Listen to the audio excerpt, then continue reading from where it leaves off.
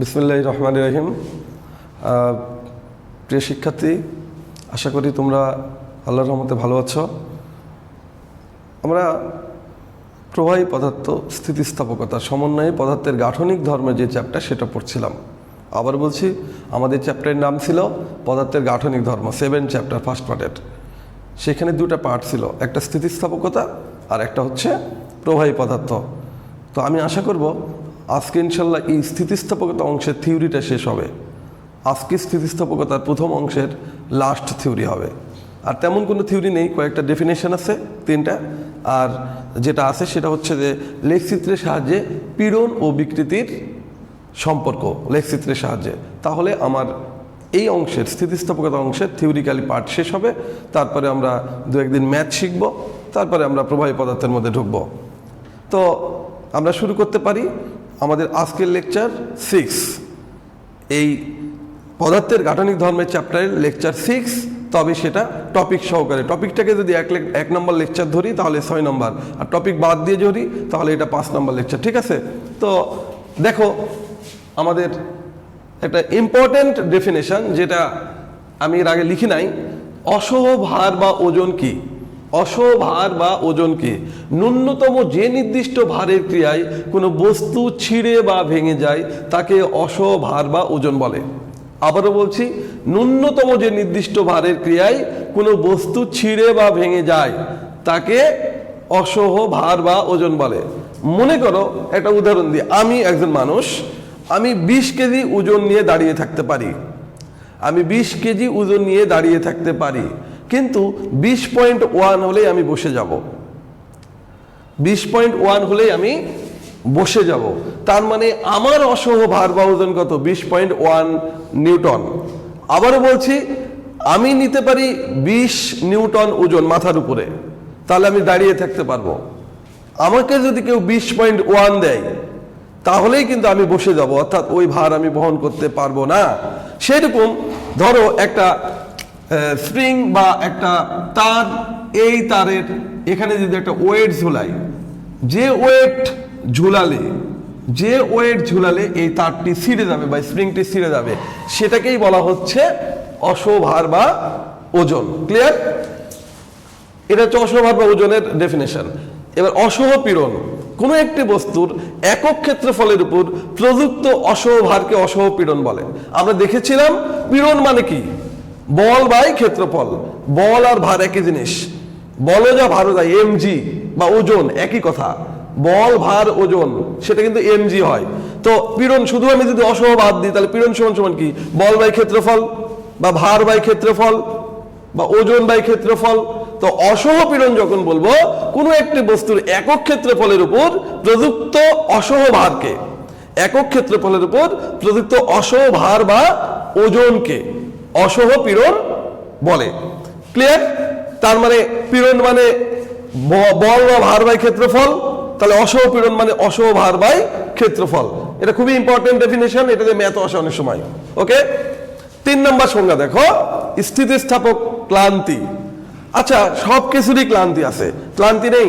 এখন তোমাকে যদি বলা হয় যে তুমি বাবা, আমি এখন 5 তলায় থাকি, 5 বার 5 তলায় উঠো আর নামো, 5 × 10 বার, তাহলে তুমি প্রথম দিকে যে গতি নিয়ে উঠতে পারবা আর নামতে পারবা, 5ম বার কি সেই গতি মানে নিয়ে উঠতে এবং নামতে পারবা? পারবে না, কারণ তুমি ক্লান্ত হয়ে যাবা।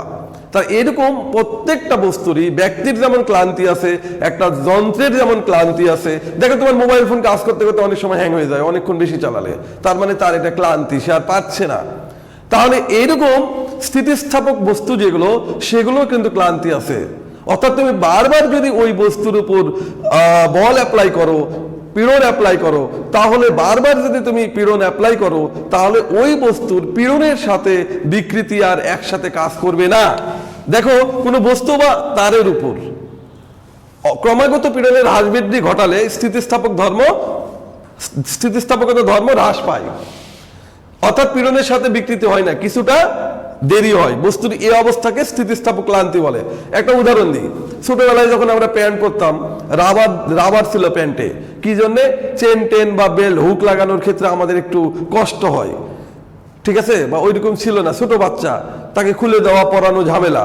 এই জন্য রাবারের যেই প্যান্টগুলো তাদেরকে পরানো হয়, শুরুতে যে রাবারটা টাইট হয়ে থাকে, ওই 2 মাস বা 3 মাস পর ওই প্যান্ট পরার পর ওই প্যান্ট কিন্তু বাচ্চার লুজ হয়ে খুলে পড়ে যায়। তার মানে ওই যে ওর ভিতরে রাবার আছে, রাবারের বারবার পীড়নের হ্রাস বৃদ্ধি ঘটানোর কারণে আর বিকৃতি কিন্তু নষ্ট হয়ে যাচ্ছে। অর্থাৎ প্রথম অবস্থায় যে এরকম এক্সটেনশন করা যেত ওই প্যান্টটাকে, বা যে টাইট হয়ে থাকতো, পরবর্তীতে কিন্তু প্যান্টটা এমনি এমনি খুলে পড়ে যায়। তার মানে ওই রাবারের স্থিতিস্থাপকতা ধর্ম হ্রাস পেয়েছে, আর এটাই হচ্ছে স্থিতিস্থাপক ক্লান্তি।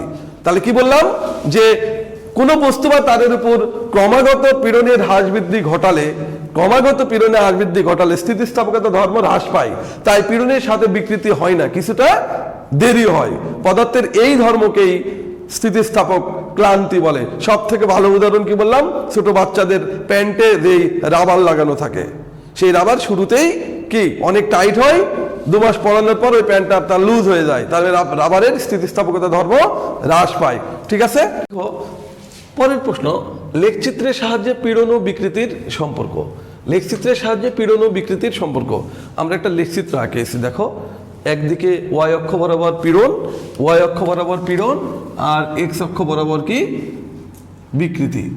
এই লেখচিত্রটার আকৃতি হবে এইরকম, যে এখান থেকে শুরু করে এ বিন্দু আঁকাইছি, B point, C point, D, তারপরে আবার ই, তারপরে আবার এফ।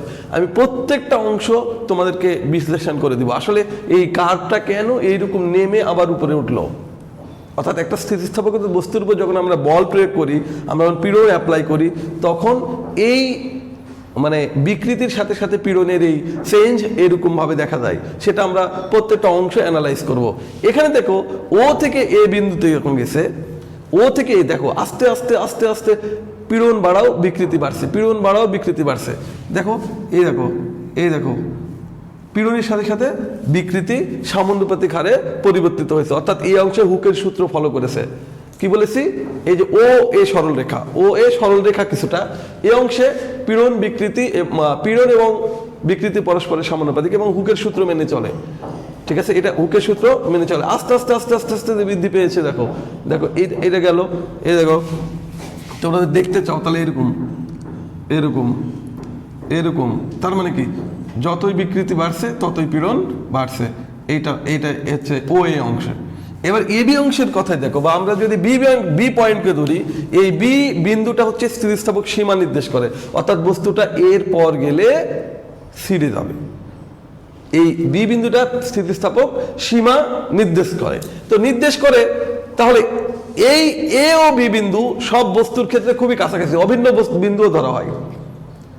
এ বি একবারে কাছাকাছি, মানে স্থিতিস্থাপক সীমার কাছাকাছি, কিন্তু এখানে দেখানোর জন্য আমি একটু দূরত্ব বজায় রেখেছি। তারপরেও কিছু কিছু পদার্থের ক্ষেত্রে যেটা এ সেটাই বি, অর্থাৎ স্থিতিস্থাপক সীমা এ পর্যন্তই শেষ। যেমন কাঁচের ক্ষেত্রে এ আর বি বিন্দু একটাই, কিন্তু রাবারের ক্ষেত্রে কিন্তু একটু আলাদা, মানে একটু দূরত্ব বজায় থাকে, অর্থাৎ দুটা আলাদা বিন্দু হয়। তার মানে তোমরা বুঝনি হয়তোবা, আমি আবারও বলছি যে তুমি যখন একটা বস্তুর উপর পীড়ন মানে বল অ্যাপ্লাই করবা একক ক্ষেত্রফলের উপর, তার বিকৃতি বাড়বে। তো বাড়তে বাড়তে একটা সীমা আছে তো নাকি, তারপরে কি তুমি বল প্রয়োগ করলে আর বাড়বে? তখন কি হবে, সীমা অতিক্রম করলে ছিঁড়ে যাবে। তাহলে এই এ বিন্দুটাই যতক্ষণ হুকের সূত্র ফলো করবে ততক্ষণই কিন্তু স্থিতিস্থাপক সীমা, কারণ হুকের সূত্রে বলেইছি আমরা স্থিতিস্থাপক সীমা নির্দেশ করে। তাহলে এই অংশটা হচ্ছে এ এবং বি কোনো কোনো পদার্থের ক্ষেত্রে, যেমন কাঁচের ক্ষেত্রে একটাই বিন্দু ধরা হয়, কিন্তু রাবারের ক্ষেত্রে একটু ডিফারেন্স আছে। এটা গেল। এরপর দেখো বিসি অংশ, এরপর দেখো বিসি অংশ। বিসি অংশে পীড়ন ও বিকৃতির অনুপাত কমতে থাকে আস্তে আস্তে। দেখো আস্তে আস্তে দেখো নিচের দিকে নামছে, আচ্ছা আস্তে আস্তে নিচের দিকে নামছে, নিচের দিকে নামা শুরু করছে। পীড়ন ও বিকৃতির অনুপাত আস্তে আস্তে কমতে থাকে। এবং এই ক্ষেত্রে যখন পীড়ন ও বিকৃতির অনুপাত কমবে, তখন ওই পদার্থের বিকৃতি আর পূর্বের মতো হবে না। অর্থাৎ বিকৃতি এমন ভাবে হবে যে পূর্বের অবস্থা আর ফিরে পাবে না, তার বস্তুটা পূর্ণ প্লাস্টিক বস্তুর মতো আচরণ করবে। ধরো একটা উদাহরণ দিই, তুমি একটা চুইং গাম খাওয়ার পর যখন তুমি টেনে লম্বা করবা, তখন কি চুইং গাম আর পূর্বের অবস্থা ফিরে পাই?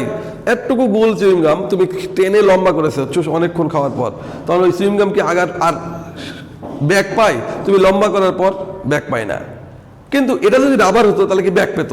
অর্থাৎ ওই যে বিকৃতি হলো এই বি থেকে সিতে গেল মানে কি পীড়ন ও বিকৃতি অনুপাত কমে গেছে, তার মানে ওর বিকৃতি হওয়ার পর সে আর পূর্বের অবস্থা, এই অংশ দিয়ে বোঝাচ্ছে যে পূর্বের অবস্থা সে আর ফিরে পাচ্ছে না, সে পূর্ণ প্লাস্টিক বস্তুর মতো আচরণ করছে। প্লাস্টিককে যেমন তাপ দিয়ে হোক আর টেনে হোক লম্বা করলে প্লাস্টিকের পূর্বের অবস্থা ফিরে পায় না, মানে ওটা হলো ফাইনাল বিকৃতি হয়, ওই বিকৃতি আকারেই থেকে যায়, ছিঁড়েও যায় না। তাহলে এই অংশে হচ্ছে আমাদের সেটা নির্দেশ করে কি পীড়ন ও বিকৃতির অনুপাত হ্রাস পায়, এবং এই সি বিন্দুকে নতিবিন্দু বলে, এই সি বিন্দুকে নতিবিন্দু বলে, এবং সি কে উচ্চ নতিবিন্দুও বলা হয়, মানে এর সীমা শেষ, এখানে গেলে আর ওই বস্তু স্থিতিস্থাপকতার মতো পূর্বের অবস্থা ফিরে পাবে না, যেই শেপ পাবে সেটাই পাবে, সে আর তার অবস্থায় ফিরে আসতে পারবে না, সেটা হচ্ছে সি বিন্দু। ঠিক আছে, দেখো এবার সিডি অংশের কথা বলছি। সিডি অংশ, তো সিডি অংশে এই অংশে পীড়ন ও বিকৃতির অনুপাত ঋণাত্মক হয়, তার মানে দেখো আস্তে আস্তে কমছে। দেখো এখানে এটা কিন্তু বিকৃতি বাড়ছে কিন্তু পীড়ন কমছে, উপর থেকে নিচে আসছে মানে কি পীড়ন কমছে আর বিকৃতি কিন্তু বাড়ছে, অর্থাৎ ঋণাত্মক ভ্যালু হবে, অর্থাৎ পীড়ন কমলেও বিকৃতি বাড়ে। ডি বিন্দুকে নিম্ন নতিবিন্দু বলে। এই অবস্থায় পীড়ন আস্তে আস্তে কমিয়ে শূন্য করলেও এখান থেকে যদি আমি দেখো এই পয়েন্ট থেকে ডি বিন্দু থেকে পীড়ন কমিয়ে আস্তে আস্তে আস্তে আস্তে আস্তে শূন্যের দিকে নিয়ে আসতেছি, এখানে কিন্তু পীড়ন শূন্য হয়েছে, কিন্তু স্থায়ী একটা বিকৃতির মান থেকেই যাচ্ছে, সেটা হচ্ছে ও প্রাইম। তার মানে এই অংশে স্থায়ী একটা বিকৃতির মান থেকেই গেল, অর্থাৎ পীড়ন উঠার সময় যেমন পীড়নের সমানুপাতিক বিকৃতি হয়েছে, আমার ক্ষেত্রে পীড়ন শূন্য হয়েছে কিন্তু বিকৃতি শূন্য হয়নি। তাহলে এটা হচ্ছে সেই মানে সিডি অংশের ঘটনা। এবার ডি অংশ দেখো, এই অংশে পীড়ন ও বিকৃতি কম হয়, তারটি কোনো কোনো অংশে সরু হয়ে যায়, কারণ এখানে পীড়ন বাড়ছে কিন্তু ওখানে বিকৃতিও বাড়ছে, কিন্তু এখানে আস্তে আস্তে কিন্তু এইটা তারটা সরু হয়ে যাচ্ছে, অর্থাৎ তারটা সিরার উপক্রম হচ্ছে। যখন তুমি টেনে তারটা লম্বা করতে করতে করতে করতে একটা তার চিকন হয়ে যায়, একটা রাবারকে টেনে যত লম্বা করবে চিকন হয়ে যাবে, তার মানে এই অংশে তারটা চিকন হয়ে যায়, সরু হয়ে যায়। এবার ইএফ অংশ, ইএফ অংশে দেখো এই তারের প্রস্থচ্ছেদের ক্ষেত্রফল, তার যখন সরু হয়ে যাবে তো প্রস্থচ্ছেদের ক্ষেত্রফল কি চিকন হয়ে যাবে না? তুমি একটা তারকে একটা রাবারকে টেনে লম্বা করলে কি হবে, তারের এরিয়া অফ ক্রস সেকশন যেটাকে বলা হয়, মানে মাথা তারের, সেটা কি চিকন হয়ে যাবে না টেনে লম্বা করলে? তাহলে চিকন হবে, প্রস্থচ্ছেদের ক্ষেত্রফল হ্রাস পায় এবং তারটি ছিঁড়ে যায়। এই এফ পয়েন্টকে বলা হয় অসহ পীড়ন, মানে এই অবস্থায় তারটি ছিঁড়ে যাবে একদম এখানে। তাহলে এইখানে আসলে যখন বিকৃতি এইখানে আসবে তখন এই অবস্থাকে বলা হচ্ছে অসহ পীড়ন, অর্থাৎ এই পীড়নের জন্য তারটি আর টিকে থাকবে না, পুরোপুরি তারই ছিঁড়ে যাবে। তাহলে এই হচ্ছে আমাদের স্টেটমেন্ট। প্রথমে কি বলেছি, ও থেকে এতে কি হয়েছে, পীড়ন বিকৃতির সমানুপাতিক হয়েছে, পীড়ন বিকৃতির সমানুপাতিক হয়েছে এবং হুকের সূত্র মেনে চলেছে এবং বস্তুটি পূর্ণ স্থিতিস্থাপক বস্তুর মতো আচরণ করেছে। এবার এ থেকে বিতে গেছে, অর্থাৎ শুধু বি বিন্দু বলি, এটা স্থিতিস্থাপক সীমা, এটা স্থিতিস্থাপক সীমা। এ এবং বি বিন্দু সব ক্ষেত্রেই একই, কিন্তু কিছু কিছু পদার্থের ক্ষেত্রে বিন্দু দুটো আলাদা হয়, যেমন রাবারের ক্ষেত্রে, কাঁচের ক্ষেত্রে এই বিন্দু একই। এই বি থেকে সিতে কি হয়েছে সেটাও বললাম। এবার সি থেকে ডিতে কি হয়েছে, সি থেকে ডিতে পীড়ন এবং বিকৃতির অনুপাত ঋণাত্মক হয়েছে। ঋণাত্মক হয়েছে মানে কি, পীড়ন দেখো পীড়ন কিন্তু কমছে কিন্তু বিকৃতি কিন্তু বাড়ছে। এখানে আস্তে আস্তে পীড়ন কমছে, দেখো এখানে থেকে এই যে পীড়ন ছিল এখানে পীড়ন কমছে কমছে কমছে, আর বিকৃতি কি ডান দিকে যাচ্ছে, বিকৃতি বাড়ছে। তো এই ডি বিন্দুতে আসার পর ভাবা হলো দেখা যাক এবার আস্তে আস্তে যদি পীড়ন কমানো যায়, কমাতে কমাতে জিরো আসা যায়, তাহলে বিকৃতি জিরো হয় কিনা, কিন্তু এখানে আসা গেল বিকৃতি জিরো হয় না, বিকৃতির একটা স্থায়ী ভ্যালু থাকে, সেটা হচ্ছে ও প্রাইম। এবার ডি থেকে ইতে যেটা বললাম যে এখানে পীড়ন ও বিকৃতি কম হয়, পীড়ন ও বিকৃতির অনুপাতে, যে পীড়ন ও বিকৃতির অনুপাত, পীড়ন ডিভাইডেড বাই বিকৃতি, এই অনুপাতের ভ্যালুটা কম হয়, তারটি কোনো কোনো অংশে সরু হয়ে যায়। এবার ই এফ অংশে তারটি ছিঁড়ে যায়, কারণ অসহ পীড়ন, আর সে ভার নিতে পারবে না, আর টানলে সে টিকে থাকতে পারবে না, লাস্ট পর্যন্ত সে ছিঁড়ে গেল। এই হচ্ছে পীড়ন ও বিকৃতির গ্রাফিক্যাল রিপ্রেজেন্টেশন। ওকে, তাহলে আমাদের স্থিতিস্থাপকতা অংশের লেকচার আজকের মতো এখানেই শেষ হয়ে গেল। আমরা স্থিতিস্থাপকতা অংশের থিওরি শেষ করেছি। নেক্সট ক্লাস হয়তোবা 2টা বা 3টা লাগতে পারে, আমরা ম্যাথ শিখবো এবং ম্যাথ ক্লিয়ার হলে আমরা প্রবাহী পদার্থ নিয়ে আলোচনা করলো। আল্লাহ হাফেজ, ভালো থেকো, সুস্থ থাকে।